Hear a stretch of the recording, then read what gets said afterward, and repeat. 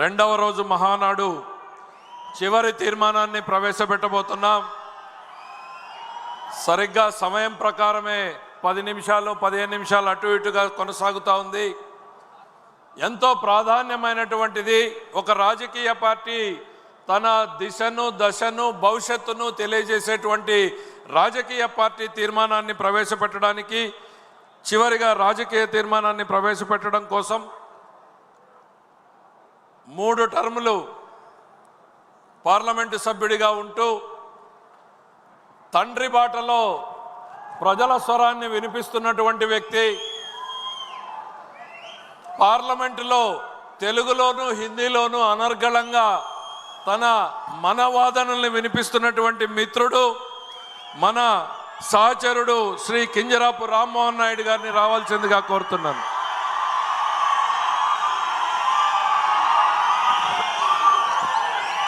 సభకు నమస్కారం.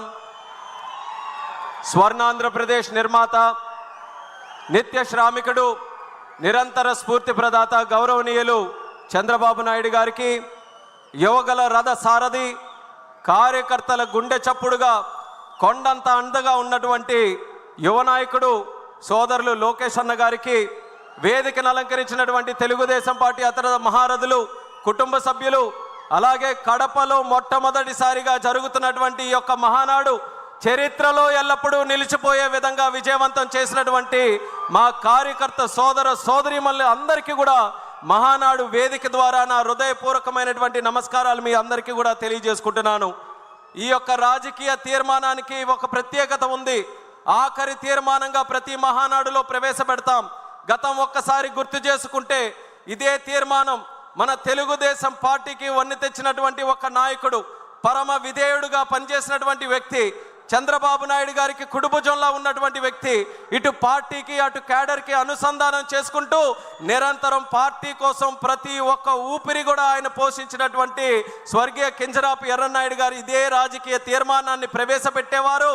ఆయన అడుగుజాడల్లో ఈ యొక్క అవకాశం నాకు కల్పించినందుకు చంద్రబాబు నాయుడు గారికి ప్రత్యేకమైనటువంటి ధన్యవాదాలు తెలియజేసుకుంటున్నాను. ఈ యొక్క రాజకీయ తీర్మానంలో మొట్టమొదటి అంశం కింద పెహల్గాంలో 22 ఏప్రిల్ తేదీన జరిగినటువంటి సంఘటన ఏదైతే ఉందో ప్రతి ఒక్క భారతీయుడిని కూడా కలిచివేసింది. 26 మంది ఆ ఘటనలో చనిపోయారు. అందులో 2 మన తెలుగు వారు కూడా ఉండడం చాలా బాధాకరం.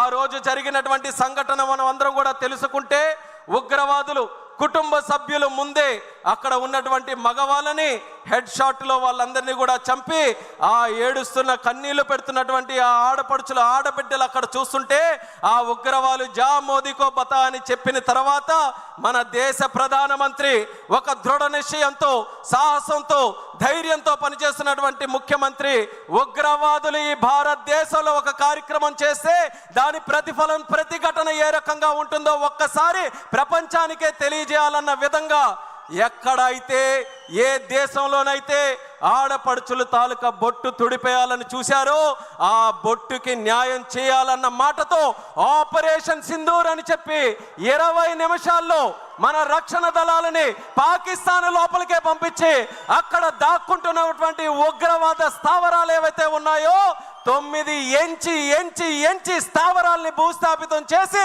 81 మంది ఉగ్రవాదుల్ని హతమార్చినటువంటి ఘనత మన భారతదేశం, మన సైనిక దళాలు, రక్షణ దళాలు, వాటిని నడిపించినటువంటి మన ప్రధానమంత్రి నరేంద్ర మోదీ గారు అనేది కూడా తెలియజేసుకుంటున్నాను. అందుకనే మన రాజకీయ తీర్మానంలో మన దేశ ప్రధానమంత్రి గారిని, మన రక్షణ దళాలని, వాళ్ళ వీరత్వాన్ని మనం అందరం కూడా ఈ వేదిక ద్వారా యావత్ తెలుగు జాతి తరపున హృదయపూర్వకమైనటువంటి ధన్యవాదాలు తెలియజేసుకుంటూ ఈరోజు మెసేజ్ ఉగ్రవాదులకి కానీ, ఉగ్రవాదుల్ని సపోర్ట్ చేస్తున్నటువంటి రాష్ట్రాలకు కానీ వాళ్ళందరికీ కూడా క్లియర్ కట్గా పంపిస్తున్నాం. ఏంటనంటే ఆపరేషన్ సింధూర్ ఇంకా ముగియలేదు. ఎప్పుడైనా సరే కండకావరంతో ఎవరైనా ఇలాంటి దాడులు చేసినా, ఇలాంటి కార్యక్రమాలకి పాల్పడినా, అవసరమైతే 10 బాంబులు ఎక్కువతోనైనా సరే రిప్లై భారతదేశం తరపున ఉంటుంది తప్ప వెనకడుగు వేసే పరిస్థితి లేదని భారతదేశం ఈరోజు ప్రపంచానికి ఒక మెసేజ్ ఇస్తుంది. శాంతిని ప్రేమించే దేశం ఈ భారతదేశం, శాంతిని ప్రమోట్ చేసే దేశం ఈ భారతదేశం. అటువంటి శాంతిని ఈ దేశానికి దూరం చేయాలని ఎవరైనా ప్రయత్నం చేస్తే అదే వాళ్ళకి ఆఖరి రోజు అవుతుందనేది కూడా ఈ సభాముఖంగా తెలియజేస్తున్నాం. దానితో పాటు తెలుగుదేశం పార్టీ తాలూకా సిద్ధాంతం అది. తెలుగుదేశం పార్టీ పుట్టినప్పటి నుంచి ఆవిర్భావం ఒక ప్రాంతీయ పార్టీగా అయినా సరే భావం మాత్రం జాతీయం. దేశభక్తితో ఎప్పుడు కూడా పనిచేశాం. రాష్ట్ర ప్రయోజనాల కోసం ఎప్పుడైనా చేసినా దాంట్లో దేశభక్తిని ఎప్పుడైనా చాటించుకొని దేశం కోసమే నిరంతరం కూడా మన కార్యక్రమాలు చేశాం.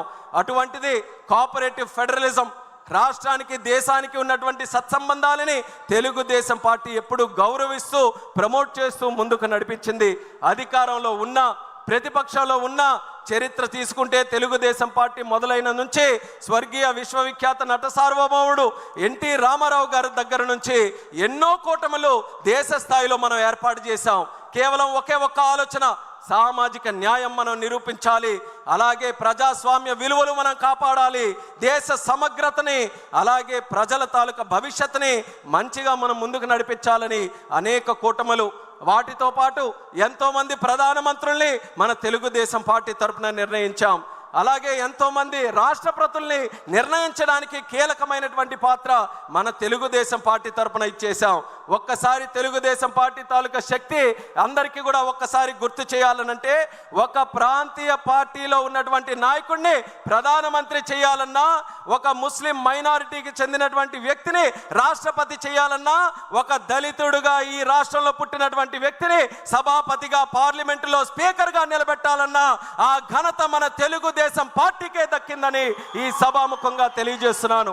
వాటితో పాటు ఈరోజు మనకున్నటువంటి పరిస్థితులు ఏదైతే 43 సంవత్సరాలుగా కేంద్రం రాష్ట్రం అనుసంధానంతో ముందుకు నడిపించాలని ఒక ఆలోచనతో, ఒక మంచి బ్రోత్కర ఆలోచనతో ముందుకు నడిచామో ఆ ఆలోచన మరింత బలోపేతం చేసుకున్నాం.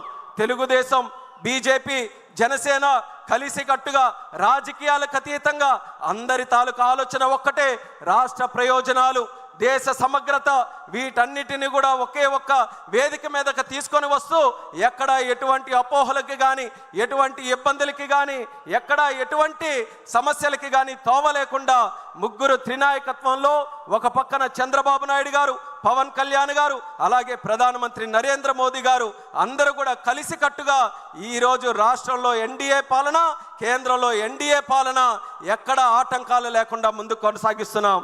గతంలో 5 సంవత్సరాలు మనం చూసుకుంటే ఎన్నో సమస్యలు, అసలు అసాధ్యమైనటువంటి సమస్యలు, కానీ ఈరోజు కేంద్రం తాలూకా సహకారంతో ఎన్డీఏకు ఉన్నటువంటి ఆ యొక్క కోఆర్డినేషన్తో ఒక స్టీల్ ప్లాంట్ కావచ్చు, రైల్వే జోన్ కావచ్చు, పోలవరం ప్రాజెక్టు కావచ్చు, ఇలా ఏ కార్యక్రమాలు చూసుకున్న అమరావతి ప్రాజెక్టు కావచ్చు, అన్నిటినీ కూడా సంవత్సరంలోపే సాధ్యం చేసి చూపించామనంటే ఈ ఎన్డీఏ ప్రభుత్వం రాష్ట్రంలో కేంద్రంలో ఎంత పటిష్టంగా పనిచేస్తుందో ఒక్కసారి ప్రతి ఒక్కరం కూడా గమనించాలి.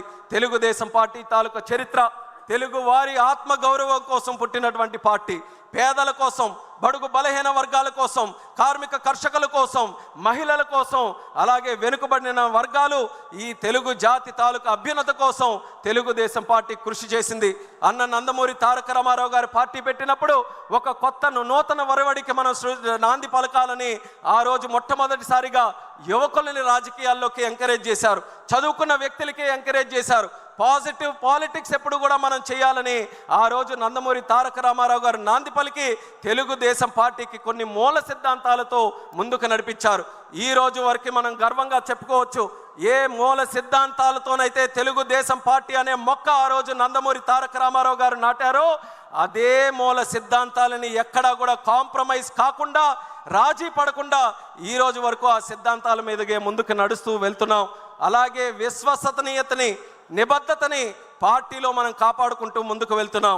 మరొక ముఖ్యమైనటువంటి సిద్ధాంతం నందమూరి తారక రామారావు గారు పరిచయం చేసినటువంటిది సమాజమే దేవాలయం, ప్రజలే దేవుళ్ళు అన్నటువంటి మాట కేవలం తెలుగు జాతికే కాదు, ప్రపంచంలో ఎవరున్నా ఎక్కడున్న వాళ్ళందరికీ కూడా స్ఫూర్తినిచ్చే విధంగా ఆయన నోట వచ్చినటువంటి మాట అది. అటువంటి మాటని ఒక సిద్ధాంత రూపంలో తయారు చేసుకొని పార్టీ తాలూకా కార్యక్రమాలు చేశాం. అదే ఎన్టీఆర్ గారికి ఆ రోజుల్లో ఒక పత్రికారుడు ఆ రోజు ఒక ప్రశ్న అడిగి, కొత్త పార్టీ పెడుతున్నారు, మీ తాలూకా సిద్ధాంతం ఏంటండి, క్యాపిటలిజమా లేకపోతే సోషలిజమా, లేకపోతే కమ్యూనిజమా, లేకపోతే ఇంకా ఏ ఇజం అండి అనేది ఆ రోజు ప్రశ్నిస్తే ఆ ఇజంలు ఏవి కాదు, ఈరోజు తెలుగుదేశం పార్టీ పెడుతున్నానంటే అది హ్యూమనిజంతో నేను పెడుతున్నాను, మానవత్వంతో పెడుతున్నాను, మానవత్వాన్ని కాపాడడానికి, మానవత్వంతో మనుషులకి సేవ చేయడానికి పెడుతున్నానని అద్భుతమైన రీతిలో హ్యూమనిజాన్ని రాజకీయాలకి పరిచయం చేసి దాన్ని ఒక ఎజెండాగా తయారు చేసి ఒక రాజకీయ పార్టీకి ఆ రోజు ముందుకు నడిపించాడనంటే ఎంత గొప్ప శక్తో మనది ఒక్కసారి మీరు అందరూ కూడా గమనించాలి.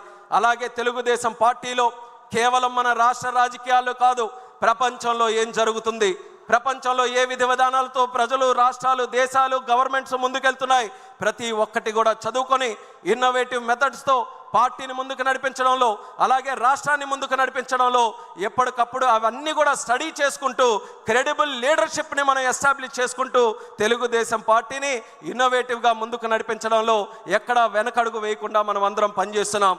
ఆత్మ గౌరవం కోసం మన నందమూరి తారక రామారావు గారు ఆ రోజు నాంది పలికితే అది ఆత్మ విశ్వాసంతో చంద్రబాబు నాయుడు గారు మరింత ముందుకు తీసుకొని వచ్చే ప్రయత్నం చేశారు. ఆ రోజుల్లో 1982లో మన పార్టీ పెట్టినప్పుడు తాలూకా ఆంధ్రప్రదేశ్ పరిస్థితి తీసుకుంటే ఆ రోజుల్లో డిగ్నిటీ ఆఫ్ లైఫ్ తెలుగు వాళ్ళకి ఎక్కడా లేదు. ఏ ఒక్కరు చూసినా మద్రాసీలు అనేటటువంటి పరిస్థితుల్లో తెలుగు వాళ్ళు అనే వాళ్ళు ఒకరు ఉన్నారు, వాళ్ళకంటూ ఒక పౌరుషం ఉందని మన డిగ్నిటీ కోసం, మన అందరి తాలూకా ఒక గుర్తింపు కోసం ఆ రోజు నందమూరి తారక రామారావు గారు పార్టీ పెడితే ఈరోజు దాన్ని మరింత 40 సంవత్సరాలు అడుగడుగునా ముందుకు నడిపిస్తూ చంద్రబాబు నాయుడు గారు ఆత్మవిశ్వాసంతో ఈరోజు కేవలం డిగ్నిటీ ఆఫ్ లైఫే కాదు, ప్రపంచంలో జయించేటటువంటి వ్యక్తి తెలుగువాడై ఉండాలి. ఏ పెద్ద కంపెనీలైనా, ఎక్కడ పెద్ద ఉన్నతమైనటువంటి స్థానంలో ఉన్న కంపెనీలైనా వాటన్నిటికీ కూడా రథసారథిగా తెలుగు వాళ్ళు ఉండాలి, గ్లోబల్ లీడర్షిప్తో తెలుగు జాతి ముందుకు రావాలని ఈరోజు మనం అందరం కూడా ముందుకు నడుస్తున్నాం. వాటితో పాటు సంస్కరణలు కానీ, లేకపోతే అభివృద్ధి కానీ, సంక్షేమం కానీ, ఇవన్నీ కూడా తెలుగుదేశం పార్టీతో మొదలైనవే.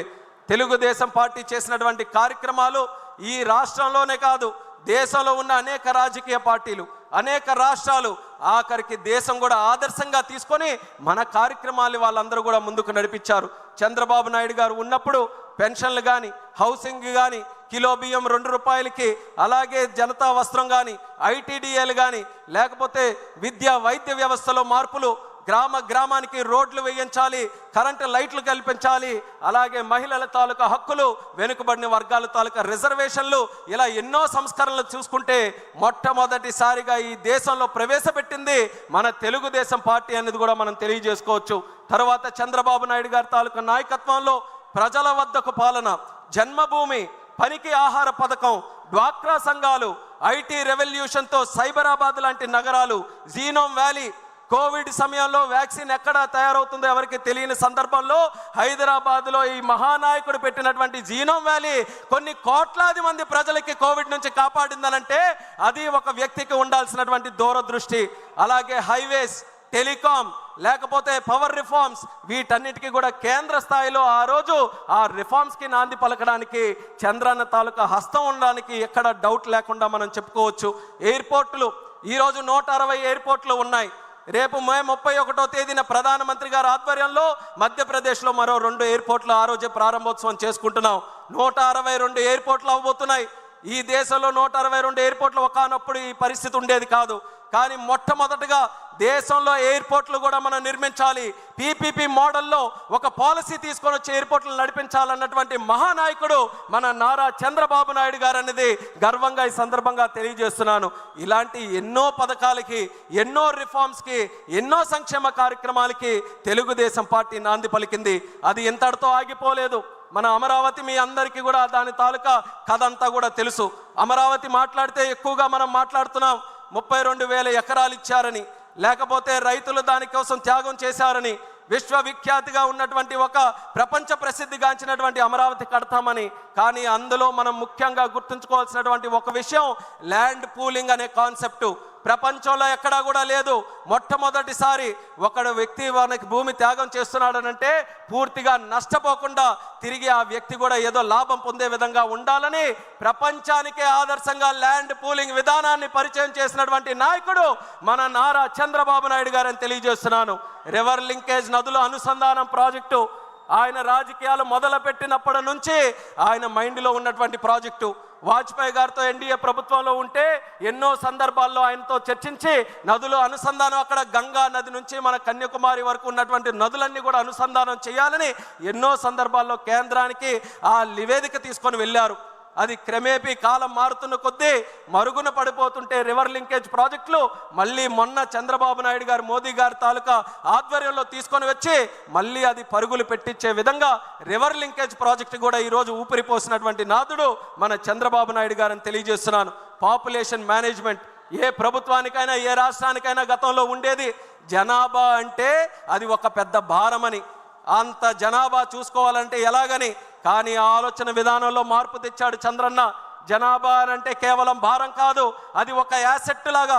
మనకు డబ్బు ఎంత ఉంటే ఎంత బలంగా ఉంటామనుకుంటామో, ఎంత జనాభా ఉంటే అంత బలం ఈ రాష్ట్రంకి జాతికి ఉంటుందనే ఆలోచనతో పాపులేషన్ మేనేజ్మెంట్ విధానానికి కూడా ఈరోజు మరొకసారి శ్రీకారం చుడుతున్నారు. P4 లాంటి ప్రోగ్రామ్స్, P3 ప్రోగ్రామ్ చూసాం, కానీ ఈరోజు P4 ప్రోగ్రామ్ కూడా చేస్తున్నారు. స్కిల్ సెన్సెస్, అలాగే క్వాంటమ్ వ్యాలీ, ఆర్టిఫిషియల్ ఇంటెలిజెన్స్ని, అలాగే న్యూ కంప్యూటింగ్ని, వీటన్నిటిని కూడా మన తెలుగు జాతికి నిత్య అనుసంధానంతో ముందుకు నడిపించాలని క్వాంటమ్ వ్యాలీ, క్రియేటివ్ ఎకానమీ, ఈరోజు ఈ పదాలు చెప్తే కొంతమంది సరిగ్గా అర్థం చేసుకోలేకపోవచ్చు. కానీ నేను చెప్తున్నాను, what CBN thinks today, India thinks tomorrow.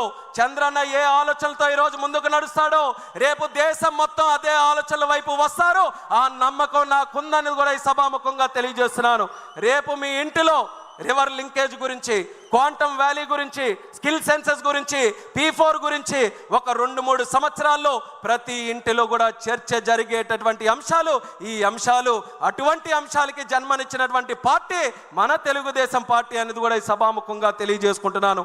అలాగే అన్ని మాట్లాడుతున్నాం, కానీ తెలుగుదేశం పార్టీ అని అంటే మొట్టమొదటిగా గుర్తొచ్చేది మన పసుపు దళం, పసుపు సైనికులు, మన కార్యకర్తలు.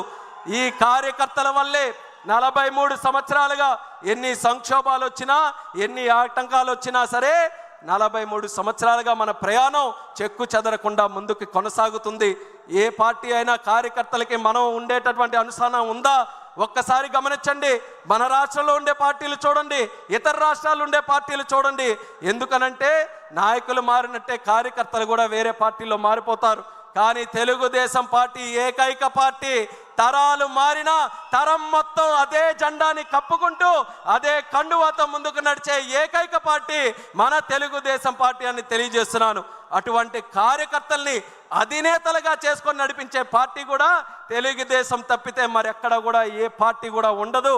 అటువంటి క్యాడర్ని మరి వెల్ఫేర్ నిధులు, మన కార్యకర్త సంక్షేమ నిధి పెట్టి లోకేష్ అన్న గారి తాలూకు ఆధ్వర్యంలో వాళ్ళ సంక్షేమాన్ని, ఇన్సూరెన్స్ని, వాటన్నిటిని కూడా చూసుకొని వాళ్ళ కుటుంబం, అందరి కుటుంబం, ఇది తెలుగుదేశం పార్టీ కుటుంబంగా పెద్దలుగా చంద్రబాబు నాయుడు గారు, లోకేష్ అన్న గారు మన పిల్లల్ని చదివించి, మన ఆపదలో ఉంటే ఆర్థిక సహాయం చేసి, మనకి ఏదైనా కష్టం వచ్చి మనం వాళ్ళ భుజాల మీద తోడు చేయవేస్తే వాళ్ళు 2 భుజాలు తోడు చేసి కౌగిలించుకొని నీకు నేనున్నానని ధైర్యం చెప్పే నాయకత్వం మన తెలుగుదేశం పార్టీ దగ్గర ఉంది. క్రమశిక్షణతో ఉండే పార్టీ మన తెలుగుదేశం. ఆర్గనైజ్డ్గా, డిసిప్లిన్డ్గా పనిచేసే పార్టీ తెలుగుదేశం. సోషల్ రీఇంజనీరింగ్కి నాంది పలికినటువంటి పార్టీ తెలుగుదేశం. అలాగే KSSలు, కబ్స్ వ్యవస్థ, ఏ పార్టీలు కూడా క్షేత్ర స్థాయిలో ఒక పార్టీ ఎంత బలంగా నడపాలని ఎవ్వరి ఆలోచన కూడా ఉండదు. అది కేవలం మన తెలుగుదేశం పార్టీలోనే ఉంటుంది. అదే మన బలం అనేది కూడా కార్యకర్తలకి సభాముఖంగా తెలియజేస్తున్నాను. ఒక ప్రాంతీయ పార్టీ అయ్యా మన తెలుగుదేశం, కానీ లెక్కలు చూస్తే 1 కోటి మంది సభ్యత్వాలు దాటినటువంటి ఏకైక ప్రాంతీయ పార్టీ అదే మన తెలుగుదేశం అనేది కూడా తెలియజేస్తున్నాను. 45 రోజుల్లో చేశాం. ఎందుకనంటే టెక్నాలజీని కూడా మన లోకేష్ అన్న గారు ఈ యొక్క కార్యక్రమానికి తీసుకొని వచ్చి 45 రోజుల్లో ఎక్కడ ఇబ్బంది లేకుండా సరికొత్త విధానంతో చేసి ఈరోజు దేశంలో ఉన్నటువంటి అన్ని రాజకీయ పార్టీలు కూడా శభాష్ లోకేష్ అనే విధంగా పార్టీ మెంబర్షిప్ను కూడా ఈరోజు నడిపించారనేది ఈ సందర్భంగా తెలియజేస్తున్నాను. అలాగే సంక్షోభాలు, తెలుగుదేశం పార్టీ కొత్త ఏమీ కాదు. ఎన్నో సంక్షోభాలు దేశంలో వచ్చాయి.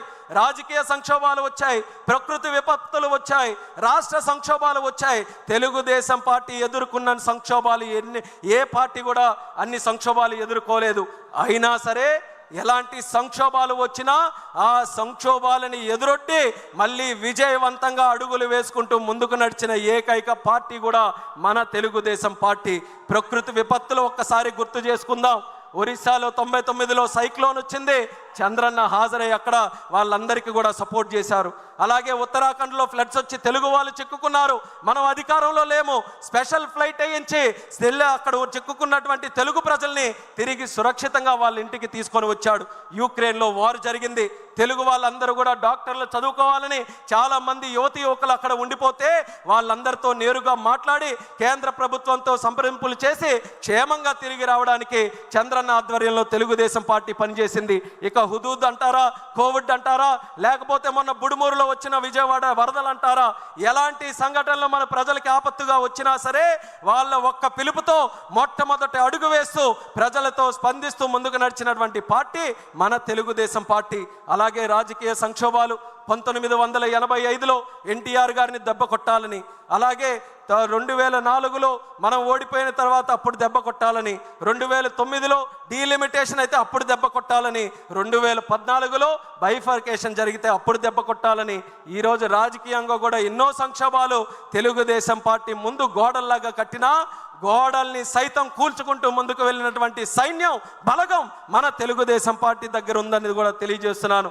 అలా ఏ సంక్షోభాలైనా సరే ఆ సంక్షోభాల నుంచి అవకాశాలు ఎలా వస్తాయి, క్రైసిస్ నుంచి ఆపర్చునిటీ ఎలా వస్తుంది అనేది చంద్రబాబు నాయుడు గారి నాయకత్వంలో మన అందరం కూడా ముందుకు నడిచాం. అయితే ఈ అన్ని సంక్షోభాలు ఒక ఎత్తు, కానీ 2019లో వచ్చినటువంటి సంక్షోభం మరొక ఎత్తు అనేది కూడా గుర్తు చేసుకోవాలి.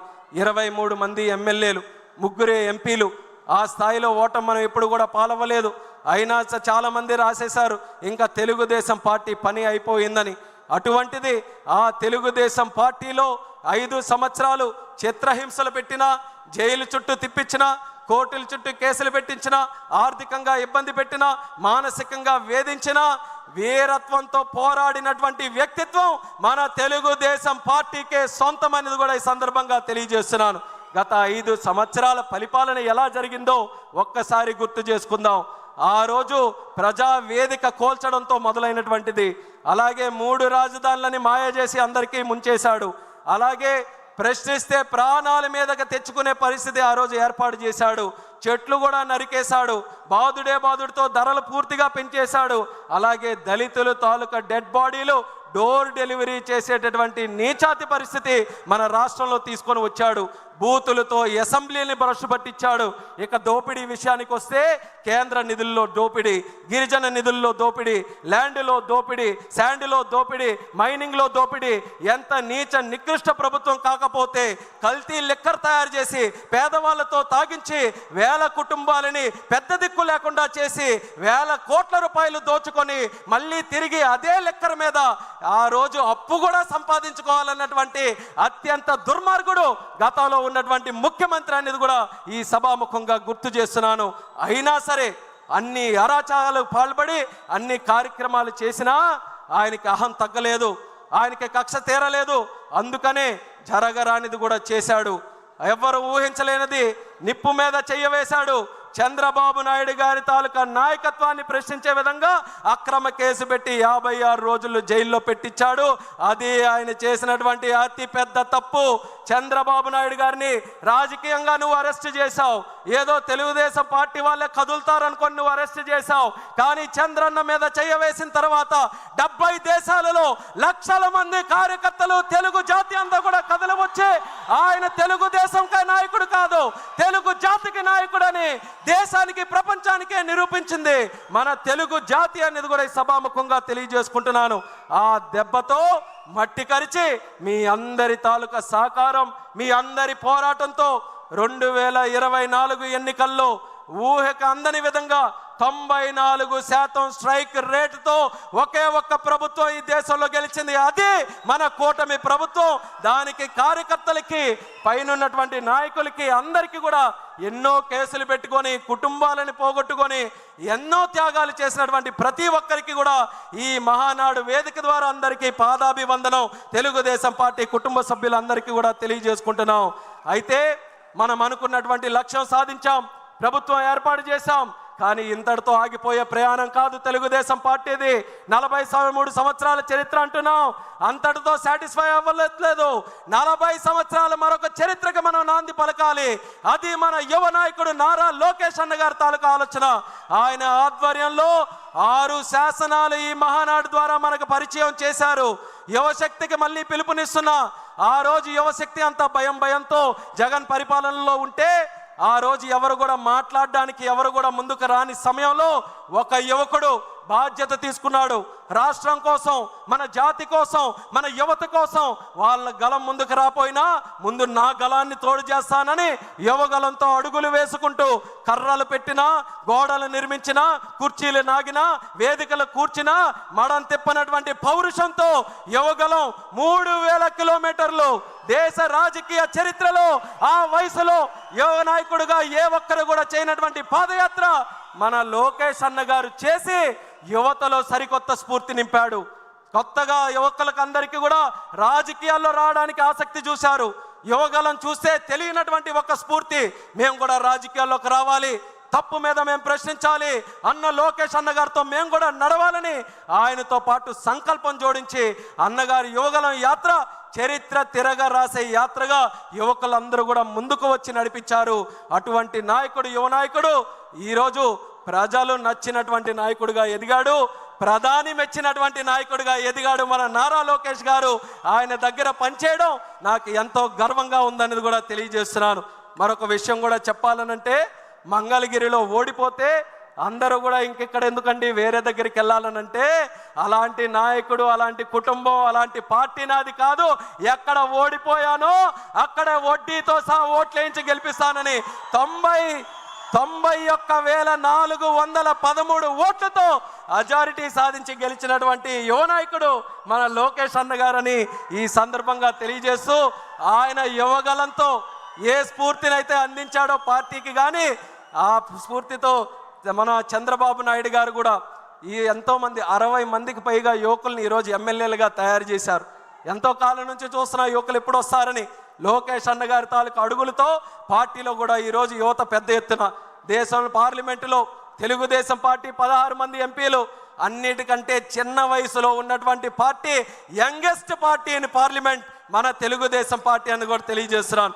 పెద్ద పెద్ద పార్టీలు ఆలోచిస్తున్నాయి యువతను ఎలా తీసుకొని రావాలని, వాళ్ళకి ఆదర్శంగా తెలుగుదేశం పార్టీ ఈరోజు తీసుకొని వచ్చింది. అలాగే youngest cabinet minister in India కూడా మన తెలుగుదేశం పార్టీయే. ఆ ఘనత చంద్రబాబు నాయుడు గారి ఆశీర్వాదంతో ఈరోజు చిన్న వయసులో ఉన్నటువంటి నాకు వచ్చినందుకు ఆయనకి హృదయపూర్వకమైనటువంటి ధన్యవాదాలు తెలియజేస్తున్నాను.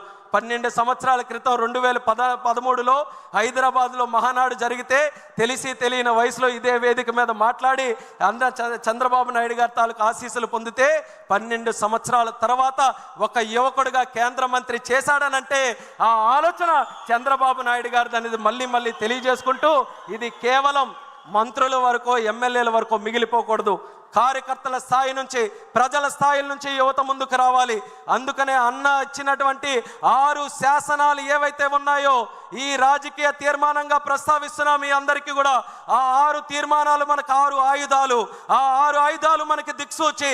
ఇక్కడ నుంచి రేపు మనం తిరిగి గ్రామాలకు వెళ్ళినప్పుడు గ్రామం నుంచి మనం తెలుగుదేశం పార్టీ చేసే ప్రతి కార్యక్రమంలో ఆ 6 విధానాలని కూడా క్రోడీకరిస్తూ తెలుగుదేశం పార్టీ 40 సంవత్సరాలు, మరొక 40 సంవత్సరాలు చెక్కు చెదరకుండా ముందుకు వెళ్ళడానికి ఏ రకంగా ప్రతి ఒక్కరం కృషి చేయాలో దాని మీద సంసిద్ధంగా అందరూ కూడా ఆలోచించి ఈ తెలుగుదేశం పార్టీ జాతి ఉన్నంతకాలం, సూర్యచంద్రులు ఉన్నంతకాలం ఆ నాయకత్వం బలంగా ముందుకు నడిపిస్తూ మనం అందరం కూడా ముందుకు పనిచేయాలని ఈ వేదిక ద్వారా ఇక్కడ ఉన్నటువంటి వారందరికీ కూడా తెలియజేసుకుంటూ ఈ రాజకీయ తీర్మానం ప్రవేశపెట్టే అవకాశం ఇచ్చినందుకు చంద్రబాబు నాయుడు గారికి ప్రత్యేక ధన్యవాదాలు తెలియజేస్తూ, ఈ కడపలో జరిగినటువంటి ఈ యొక్క మహానాడు ద్వారా ఆశీస్సులు అందించినటువంటి ప్రతి ఒక్కరికి కూడా నా ధన్యవాదాలు తెలియజేస్తూ సెలవు తీసుకుంటున్నాను. జై తెలుగుదేశం! చంద్రబాబు నాయుడు గారి నాయకత్వం, లోకేష్ అన్న గారి నాయకత్వం, జోహార్ ఎన్టీఆర్.